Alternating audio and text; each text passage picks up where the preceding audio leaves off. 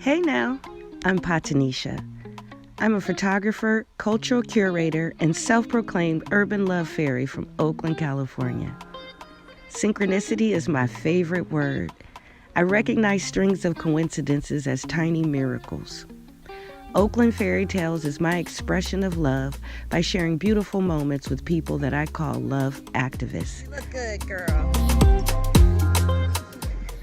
I'd like to start by introducing you to these three beautiful musicians, if you aren't already familiar.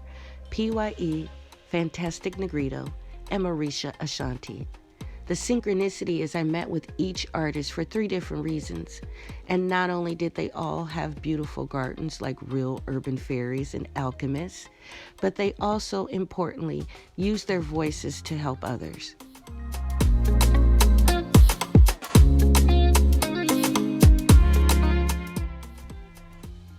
Born in Zimbabwe, Piwai is someone I consider very Oakland because she encompasses village life and music just like many of the people I grew up with. What makes her extraordinary isn't the fact that she's a social entrepreneur. It isn't the fact that she speaks 10 languages and plays many instruments. She's also a scientist and an athlete. But what makes her very special is her extremely serving attitude. It shows through her music and through her fair trade gallery.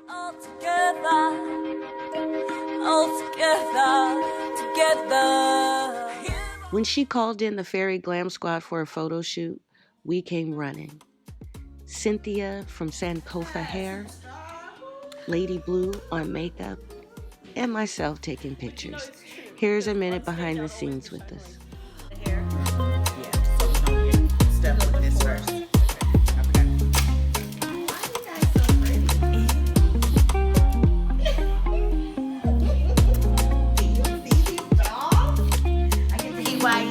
Photo shoot. Hello, somebody. Hello, somebody. African turquoise. Can I get an amen? Yes. Piwai African turquoise. Yes.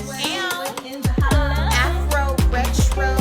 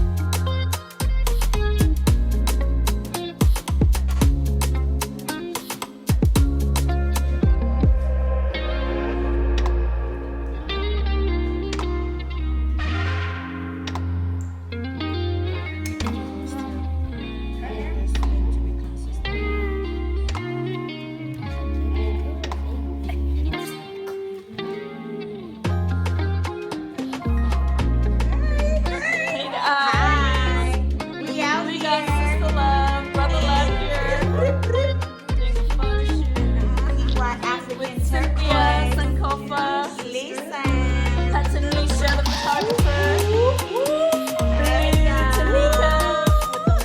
with the makeup and the fashion. Let's go, baby. Thank you, ladies. This is awesome. We're excited.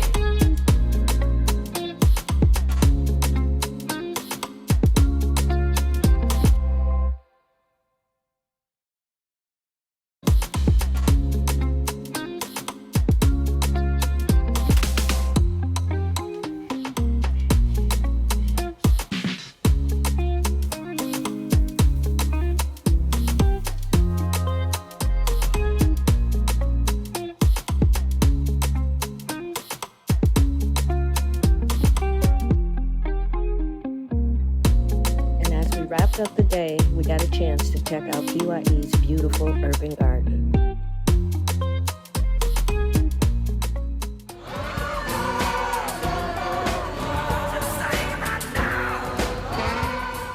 If you aren't already familiar, you need to know this fantastic Negrito. He is an uber-talented ancestor baby. How we met and our connection is a perfect example of synchronicity and magic, and why he is my very special urban wizard friend. Xavier shares the same birthday as my great-great-uncle Leadbelly. Negrito's first of 3 Grammys was won for the album Last Days in Oakland. Last Days included a remake of Lead Belly's song In the Pines. And Negrito rewrote the song to honor mothers who lost their babies to violence. And, now we won 3 Grammys. 3 seems, I don't want anymore. That's a magic number. I'm gonna announce I'm making the most experimental, crazy, fuck you album so that I won't be nominated again. I don't need another one. This next one, That'll make an album y'all a year. ain't ready for it. Oakland has always been on the forefront of fighting systemic racism. This was always a place where there was something in the water in the Bay Area, period. And I think it attracted a lot of progressive people who may have been gay. African Americans came up from the South. Asians came. You got Chinatown, the Japanese farmers in San Jose, and our Latino brothers and sisters. This place, I call it the magical kingdom, the greatest tribe ever, the Bay Area, Oakland, California.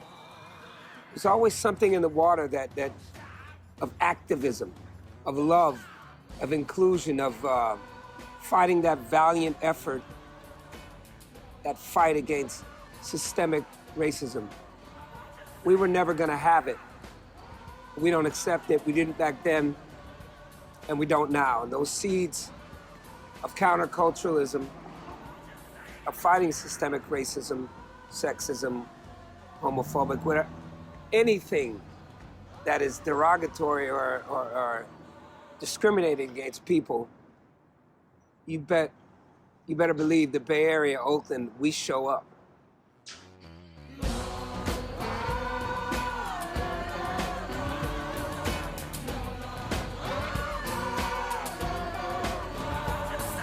Yeah, and I want to say this too. When I speak about ancestors, I always say this to myself. If we get in touch with our roots and with our ancestors, they'll provide for us. All I did was start listening to Mississippi Delta music that I'd heard my life, but I'd never connected with it. All this amazing Black roots music from these masters like Skip James and Robert Johnson and Howlin' Wolf and Lead Belly and Charlie Patton. All these masters, Mississippi John Hurt, I can keep going. When I started connecting with those roots of those ancestors, it gave me a career. It gave me 2 Grammys. I travel, I'm internationally known around the world as an artist, not because I was great, but because I just dipped into that well of greatness that was provided for me. I just picked from the trees of those seeds that were planted so long ago. You understand? That's all that I did. I gave thanks, and it provided for myself and my community through my Farm Revolution Plantation, which is something I think all of us need to get in touch with, which is Black folks getting back into soil. Soil traumatized us. We need to get back in touch with what traumatized us. And I feel like that is such a great source of healing when we can produce our own food. We can know what's going in your food, and grow what's going in your food. Tell us about your farm. I live on a farm, 1/4 of an acre. Got chickens. I grow a lot of vegetables, squash, lettuce, Swiss chard, lemons, zucchini, basil, tomatoes. I like to grow it all. If you want to know what's in your food, grow what's in your food. I want to heal my sister. I want more for my brother. I want my father to get old. I want real love for my mother. So much pain up in the streets. I feel like I'm going under. But I do. Very urban Marisha. What's up, guys? My name is Marisha Ashanti. I'm an urban fairy hailing all the way from Duval, Florida. Jacksonville, Florida, to be specific. Orange Park, Florida, to be even more specific if you know where that's at. And yeah. Matter. We will matter. Really? And it's important to grow and provide your family with your own food, so you know what's in it. And should they decide they want to cut us off on food, like, it's cool. I ain't got to go to the store. Now, where'd you get this idea of planting from? Well, my grandma has a green thumb. She out there in Florida. She always had a green thumb, so she was always growing peppers, and she always grew tomatoes and greens. So that's where I got the idea to grow greens from. One day I was talking to her, and then the rest of this is just all off of I tried to pick seasonal too, because that matters too. So all of these vegetables are gonna be tolerable to 20 degrees and up. So that's good for when we have freezers here in California. We don't get too cold, but it get cold enough to where it can freeze your vegetables. And I came out here one day and they were frozen. I was scared, and my grandma was like, Child, greens like to be cold. Don't worry, it's tenderizing them. And then I've learned that game through trial and error. I learned these like cold, whether they like those freezing moments. So yeah, we got a lot going on. Music book fairy. Hey man, thank you. Thank you for having me in your beautiful, beautiful palace. You see this urban fairyland with this urban wizard man? You see this? This all her. Don't come for it. Hey, God is good. Why come for it when you got your own? Go find your own. Trust me. Right. It fit better. All that game. But that's wisdom from the elder she got. All right. Thank you again. Peace, y'all. So much more than enough. This was for the ancestors.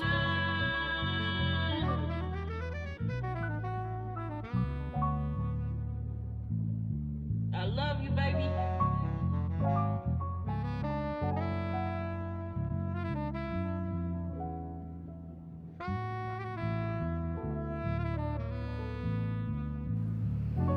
Well, there they are, my special urban fairy and wizard friend.